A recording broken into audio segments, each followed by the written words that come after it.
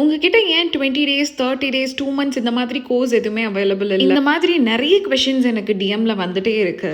இந்த 4 வருஷத்துல இதுக்கு யாருக்கும் நான் பதில் சொன்னதில்லை. ஆனால் இப்போ இந்த வீடியோவில் சொல்ல போகிறேன். 10 டேஸில் 50 டாபிக் நீங்கள் கவர் பண்ணி கற்றுக்கிட்டாலும் சரி, 20 டேஸில் 100 டாபிக் நீங்கள் கற்றுக்கிட்டாலும், ஆனால் எண்ட் ஆஃப் த டே கிளாஸில் இந்த 10 டேஸாக இருந்தாலும் 20 டேஸாக இருந்தாலும் ஒரு பிகினரோட ஃபினிஷிங் இப்போ நான் ஸ்க்ரீனில் காட்டுற அளவுக்கு தான் ப்ராக்டிஸ் பண்ணி கொண்டு வர முடியும். ஏன் அப்படின்னா, ஒரு 6 வயசு குழந்தைக்கு என்ன சொல்லிக் கொடுத்தா புரிஞ்சா அது அழகா பண்ணுமோ அதை தான் சொல்லிக் கொடுக்கணும். ஒரு 10 வயசு குழந்தைக்கு என்ன சொல்லிக் கொடுத்தா அது புரிஞ்சுக்குமோ அதை தான் சொல்லிக் கொடுக்கணும். Think about it. ஒரு டாபிக்னு எடுத்துட்டோம்னா அதில் 1000+ டிசைன்ஸ் இருக்கும். ஆல்சோ புதுசாக டெய்லியும் கிரியேட் ஆகி ஒரு டிசைன் வந்துட்டே கூட இருக்கும்.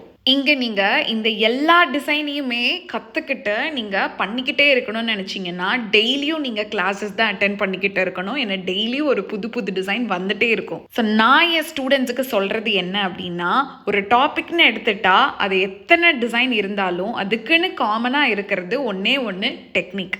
ஸோ அந்த டெக்னிக்கை வச்சு பேசிக்காக இருக்கிற ஒரு டிசைனாக இருந்தாலும் சரி, இன்ட்ரிகேட்டாக இருக்கிற ஒரு டிசைனாக இருந்தாலும் சரி, எப்படி ஈஸியாக போடணுங்கிறத நான் டீச் பண்ணிவிடுவேன். ஸோ சிம்பிளாக சொல்கிறது என்ன அப்படின்னா, 100 டிசைன் உட்காந்து நீங்கள் ப்ராக்டிஸ் பண்ணியிருக்கணும்னு இல்லை, 10 டிசைன் ப்ராக்டிஸ் பண்ணாலும் ப்ராப்பர் டெக்னிக்கை யூஸ் பண்ணி பண்ணிங்கன்னா ஷார்ட் டைமில் கூட நீங்கள் தாராளமாக கற்றுக்க முடியும். புரிஞ்சிருக்கும்னு நினைக்கிறேன். தேங்க்யூ.